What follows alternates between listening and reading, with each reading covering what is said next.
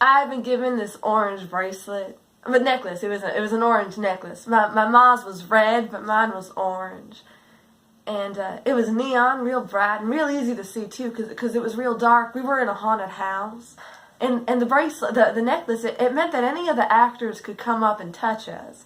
So we were going through, and I was having a real good time, but my mom, she was real scared. She kept running. I wanted to take my time, really look at everything. It wasn't that scary, a haunted house, but it looked real cool. But she was real scared, and she was running, and she was holding my hand, so I couldn't exactly hold her hostage in something that was scaring her.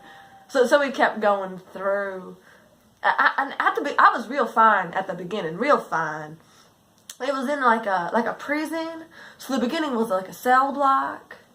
And so that was real fun. My mom was scared, but I was fine. And we made it all the way through, and then we got to the infirmary. And we were told that at any point we could just take off our necklaces. And my mom had taken off hers, but I still had mine on. And another thing that it meant was that at any point we could be separated. So about halfway through the infirmary, one of the doctors jumped out and grabbed me and told me to go another way. And I was real excited because I was able to take my time then. So I was pushed down this corridor, and I was in this body bag-like thing. The walls were all pushed in, and I had to squeeze my way through, but I couldn't see where I was going, and I couldn't really feel much.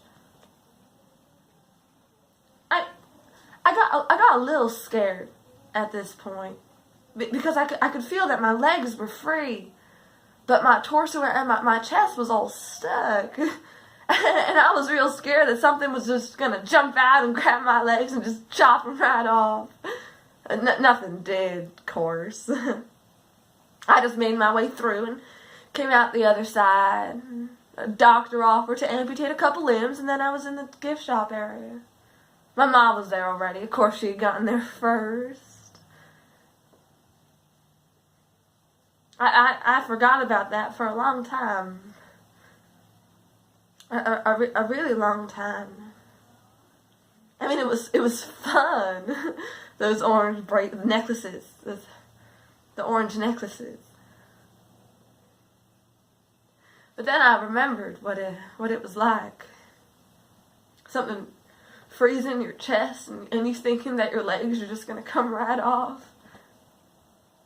And you have no control, and you can scream as loud as you can, but no one's gonna hear you, not even if the room is silent. No one's gonna hear you because no one's listening for that. No one wants to hear that.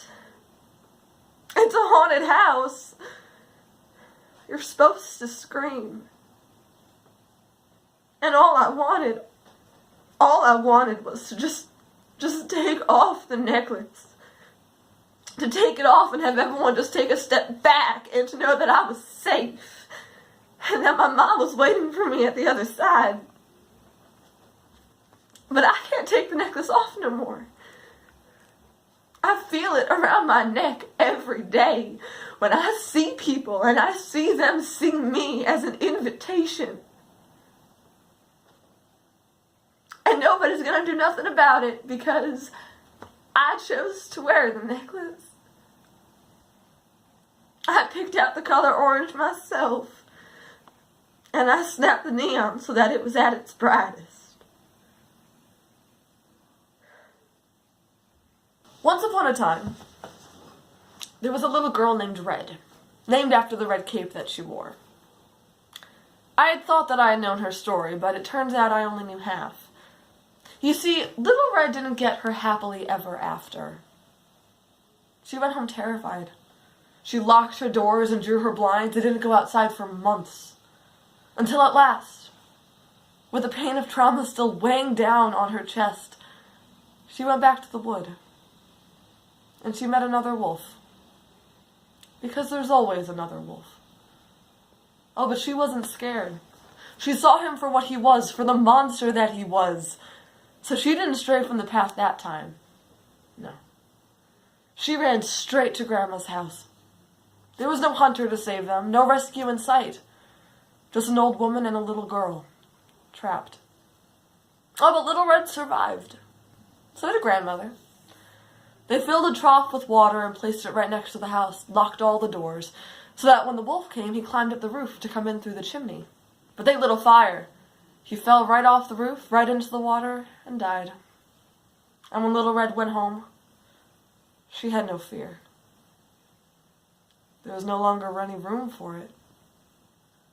Her strength took up too much space.